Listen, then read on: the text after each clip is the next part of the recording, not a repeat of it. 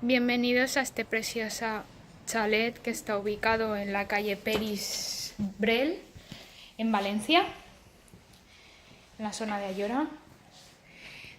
Tiene planta baja, primera planta y buhardilla. 3 habitaciones, 2 baños completos y un aseo.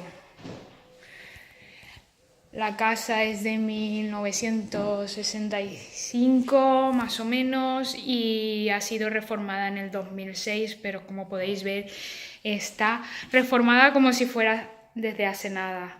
Está en muy buen estado. Los suelos fueron levantados, se ha puesto suelo radiante y refrigeración. La instalación de fontanería y electricidad también ha sido cambiada. Esta parte de atrás, como podéis ver, ahí hay una puerta que se podría cerrar completamente y ampliar la casa a este lado. Esta estancia la han dejado con las tomas de agua preparadas para un posible baño en la parte de atrás.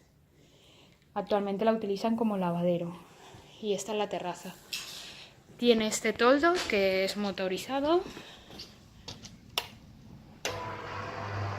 como podéis ver.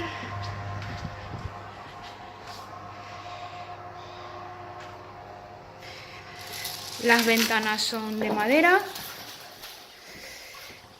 tienen doble acristalamiento. Esto es un aseo que está ubicado en la planta de abajo. Y el precioso salón, que como podéis ver ahí se puede abrir hacia el recibidor que hay en la entrada. Y en la primera planta se ubican 2 habitaciones dobles, una de ellas en suite. La habitación principal, que tiene un acceso a un pequeño balcón a la calle principal por donde se le entra a la casa. Y este es el cuarto de baño con ducha. El inodoro. Además tiene un amplio guardarropa. Y esta es el balcón que da hacia la calle. Es una calle muy tranquila. La zona tiene todos los servicios necesarios. El metro está a pocos metros andando.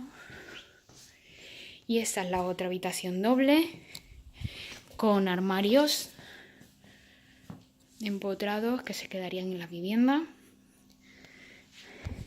Y esta es la puerta que se podría conectar con ese forjado y hacer otra estancia. Y la buhardilla, que es otra habitación doble y también con sus armarios empotrados.